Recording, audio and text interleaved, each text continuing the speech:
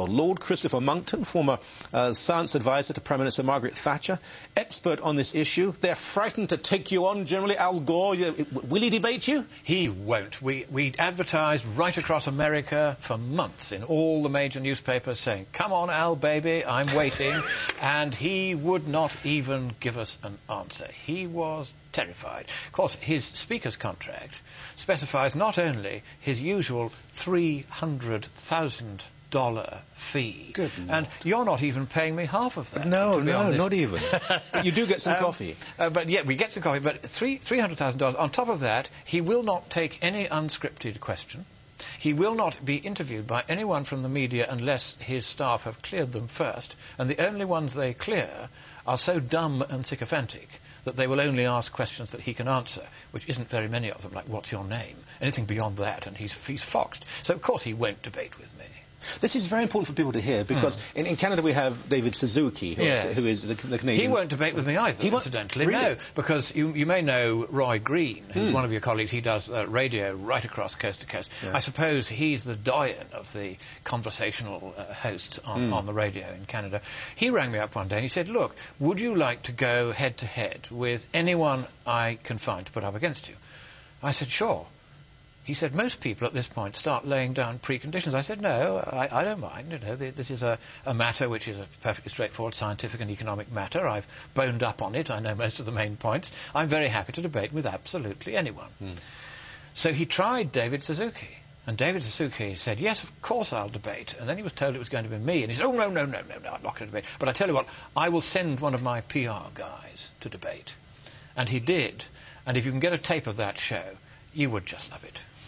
Yeah, I see this. We'll get on to the major issue in just a few moments, but I see this in the issue of atheism as well. Dawkins and people like this. Yes. They choose who they will debate, and there are some people they know are very good, very strong, non-emotional. Yes. And they want no, not him, yes. Because they know they will win. I think that's absolutely right. There's no doubt that what one might call, as a package deal, the left.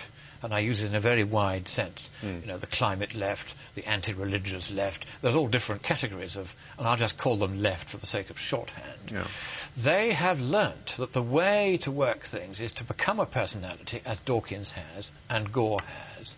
And then when you've become a celeb, and a TV show rings up and says, will you debate with, say, Monckton, who isn't really a celeb, though thank you for helping to do your little bit towards that worthy aim, then they tend to say, well, no, we won't debate with him. And so they will only, therefore, go on if they're not challenged by anyone. And they can go on repeating the same mantra. And it was actually Goebbels who worked out this technique. Never, ever, ever appear with somebody who knows the subject. They'll be terribly offended to mention a Nazi leader in the same context, the same breath as Al Gore or David Suzuki. Oh, no, let me explain. I'm not saying that they are like Goebbels. I'm saying the technique they used was devised by Goebbels originally. I'm in no way comparing them with Nazis. I would say, however, that it is a very important principle that on issues of public policy there should be free speech and open debate. And one of the most lamentable features of this debate is the unwillingness of what I call the bedwetters, the true believers in the new superstition that is global warming, and which replaces religion for those who've never really had it. Now at last they've got something they can believe in and get passionate about in the absence of religion. They are very reluctant to debate because one is, as it were, challenging what is not based on reason. It is purely a faith, but it doesn't happen to be a decent religious faith.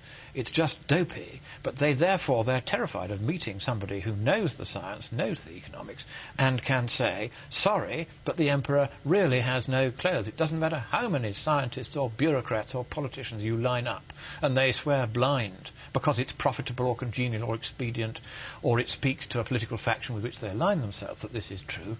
In the end, truth alone is worthy of our entire devotion, and the global warming scare, fundamentally, is not true. Now that's to the context here.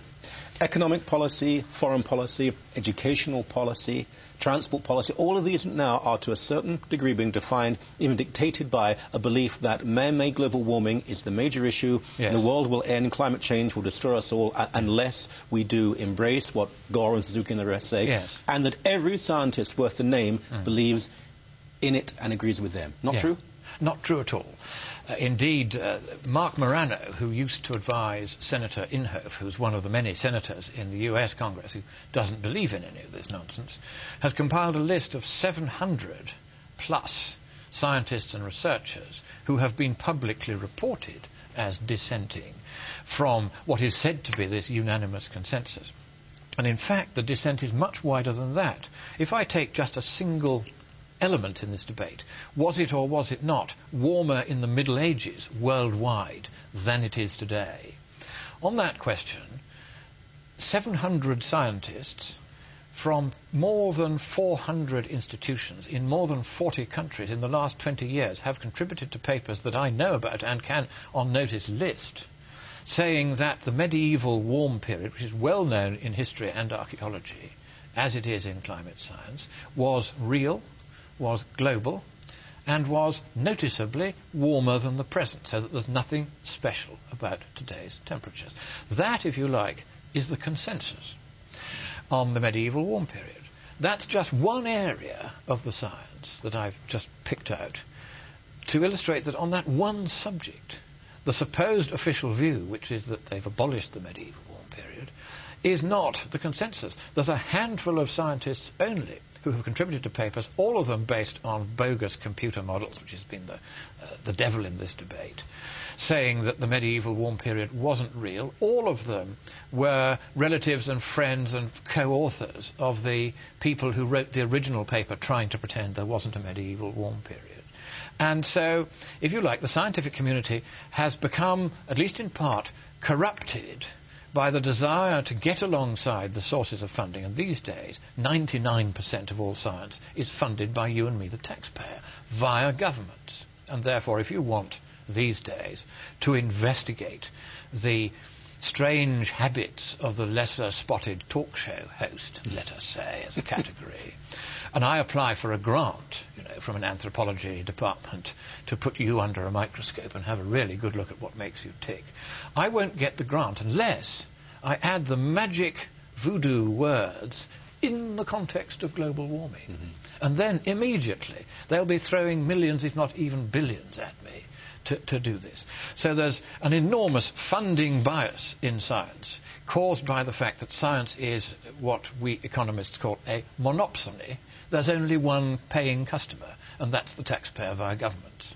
And that colours science in numerous rather depressing ways, not least on the global warming issue, where governments have now largely decided that for reasons of their own political expediency and convenience and profit, they should seize upon this and go around saying global warming is the big issue, because it suddenly makes politicians feel important, because at last there's something they can really get their teeth into, and they can save us from ourselves by savage increases in taxation, wholesale closing down of industries they disapprove of, and also, of course, mindless regulation of what kind of car you can drive, what kind of fuel you can use, how often you can turn your lights on, and even in the UK and Europe, ludicrously now, what kind of light bulbs you can have. And they've told us we have to have a light bulb which, if you drop it, costs $3,000 and a specialist team to come out and clean it up because it's full of poisonous mercury gas, which can kill you if you breathe it in. And this is now the mandatory replacement for all the incandescent bulbs, which you can actually read by, whereas these ghastly fluorescent mercury things, they put out a light which is extremely uncomfortable on the eyes, and it's going to cause an even greater dumbing down of the population than has happened already. They won't be able to read at all.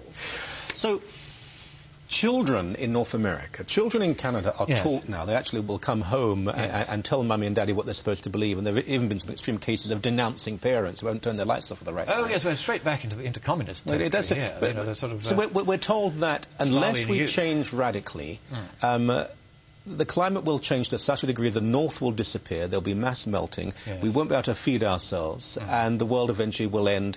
Hollywood movies are made to back it up culturally, talk show hosts and so on will echo this. And to dissent from this, and I find this terribly sinister, you become a denier. And the only time that really has been used has been to describe Holocaust deniers who are either mad or evil. So if you question it, you are just like a Nazi. And so if I were to say that Al Gore et hoc genus omne were Nazis for refusing to debate and allow free speech. That would be unforgivable. But they can call us Nazis by calling us deniers, and everybody merely parrots it and repeats it. So once again, we see an extraordinary double standard in the media, by which if I were to use any such language, they would say, oh, it makes you shiver, it's so extreme. But if they say it, oh, well, that's a fair comment. So it is definitely very, very biased. But in the end, there's a very, very old philosophical principle at stake here. And that is that the truth is the truth is the truth, however many lies are told, however many people tell the lies, and however important the people who tell the lies conceive themselves to be. And the truth is, and we now know this is the truth, that global warming isn't a problem.